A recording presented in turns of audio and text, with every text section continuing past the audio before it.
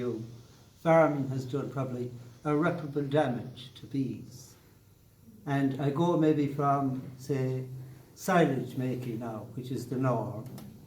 It is a green desert as far as bees are concerned. One time it had the meadowland with the white clover, the dandelion, knapweed, vetch, all of those things. Now, they have nothing in those meadows.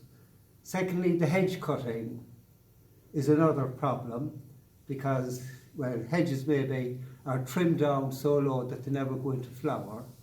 Some of them are particularly in midland areas. And then where you have this monoculture, of which I see silage as an example of it, but others say arable crops, they're all sprayed. And we've one of the big problems that neonicotinoids in particular, not only for the bees and even for ourselves. I know that the EU are about to possibly pass a law granting a license to Monsanto to extend their selling of glyphosate, or what we call Roundup. And the World Health Organization has declared it as a probable carcinogen. Now, you think in the interest of safety that they'd ban it until they had some kind of confirmation about it. And I know that a number of MEPs from different countries in Europe, they agreed to undergo a urine test. And glyphosate, it proved positive in all of those examples. So we are what we eat. And I've no doubt that this growth in cancer and so on, that nobody sees the elephant in the room. But I believe that that's where it is. And chemicals, they're killers. Look at the word insecticide, herbicide, fungicide, suicide, matricide, regicide. You can keep going. It signifies killing. And they're non-selective. They kill, when they're out to kill herbs, well, they kill good, bad, everything. They're indifferent. And I always quote this.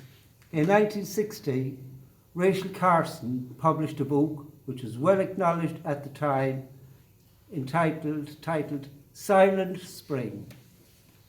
In other words, look around you. You go on a journey, a long journey.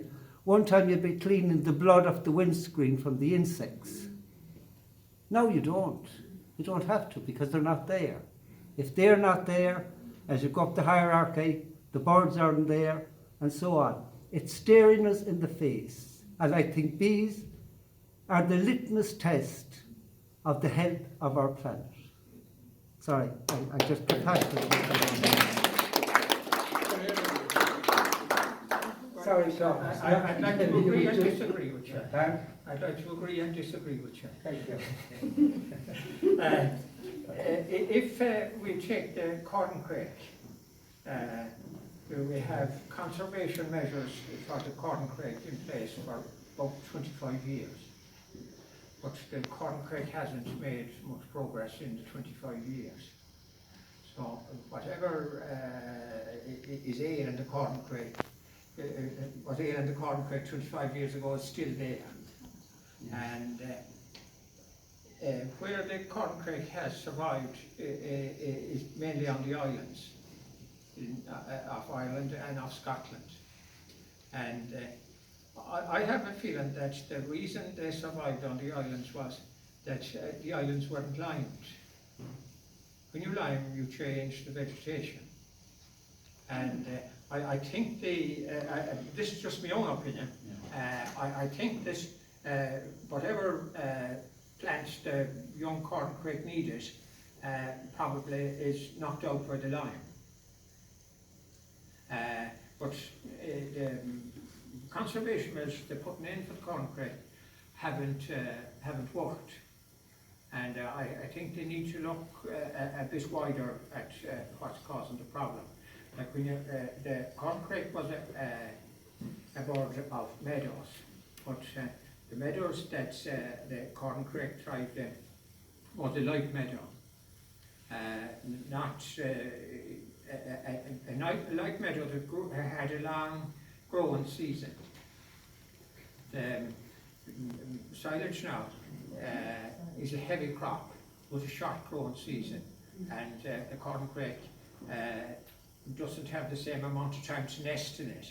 But I think as well as that, like if you think of the young corncrake in a heavy crop of silage, they're probably not able to get cover, and they're exposed to hawks and anything else. But to talk about glyphosate, glyphosate has been on the go since about 1970. It's a good while to give chemicals a chance to prove themselves, and I thought it was a very weak argument after 50 years to be saying that glyphosate is probably cancer forming. You'd expect after 50 years that they'd be able to say yes or no, and that's what disappoints me about that argument about glyphosate. I think after 50 years we should be able to say yes or no. What about the bees, Sean? What about the bees? If you don't have the range of plants in the grassland that Henry's talking about, the bees are certainly at a disadvantage. And you see, of old when this land wasn't fertilised, you had a particular set of plants there. When you fertilise, whether you reseed or whether you don't, you change the range of plants that are there. Some plants will thrive and some plants will get killed out, and there'll certainly be a smaller range of plants where the place has been fertilised. And I think for bees, you need a big range of plants. But I say, Sean, that even farming now, farms are manicured. You know, the fences, briars, everything else are removed. That's a big source of food for bees. Ivy is another one. We go around and we start cutting ivy every place. We see it as an obnoxious plant or something. In fact, I know we were trying to just fetch cattle that were sick. But that's very important to them going into the winter. You know, and I think the Department of Agriculture has no coordinated plan where it brings all of the stakeholders into it and kind of work out some kind of a system that kind of all voices are heard. I often think it's the large companies, kind of have no doubt chemical companies, they command a very strong voice at government level. In fact, I know the last time they were talking about renewing Monsanto's license for 6 months, Ireland voted that it should be renewed, contrary to, you know.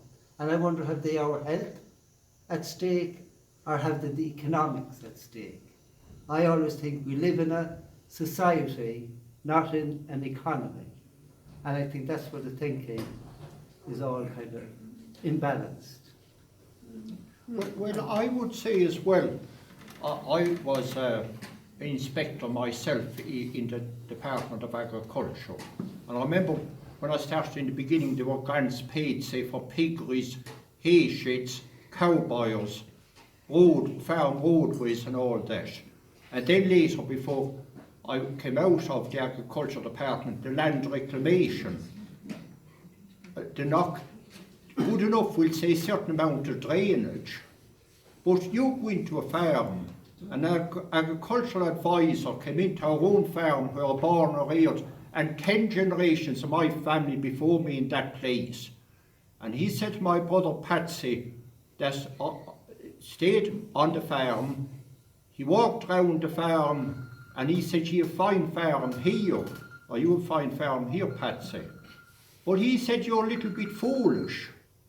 Bring in your bulldozer and your Hymac, and the grandest of hedgerows, names on the fields, the Bull's Field, the Baton, the Longfield Inch, and the different fields with names on them. Names on the cows, names on the horses. And as that agricultural advisor was telling Patsy to knock down all the fences, bringing paddock fencing and that, you might have 100 or a couple of hundred more throughout the country saying the same thing. And Sean is saying that no way am I trying to be coming against yourself. I'm coming against a system that with an overemphasis on production and profit, an underemphasis even on the farmers themselves that live and work on the land. And what I see with it, we need a sensitivity, a tenderness of heart. And this thing, you walk in, I remember Patrick Kavanagh, he said, in these small fields I have known the delight. I've been reborn each morning and dying each night. And I know, quoting Patrick Kavanagh, you might say he's away with the fairies, but we need almost a prophetic angle to what we're dealing with, because it does not stop with family farms, family shops, family businesses, right across the board. And when I was down last time down the south, people that were racing horses and that, I think there's 80,000 acres they had accumulated. And how can our small farmers, our family farmers, be kept in existence where with the power of money you can buy up farm after farm and all, do you follow me? I actually have come to the conclusion that it is even time to question our whole economic system. It's not any more fit for purpose, I'm convinced. Any system that allows and condones and facilitates the closing down of hundreds of our post offices, our smaller family businesses and shops, our smaller family farms, it is high time the whole bloody system was questioned. And in saying what I'm saying, I'm no way, I worked in the agricultural department myself, was paying out grants for the knocking down wholesale beautiful stone walls, the hedgerows that support so much our bees and so on and so forth. And the whole system, it's high time it's be questioned. And no way, Sean, am I coming against yourself, but I'm coming against the system. And if any young lad or girl went in studying agriculture any other way, you have to admire them, launching out, working hard, studying hard. But they end up in a system that is not fit for purpose today, I'm convinced.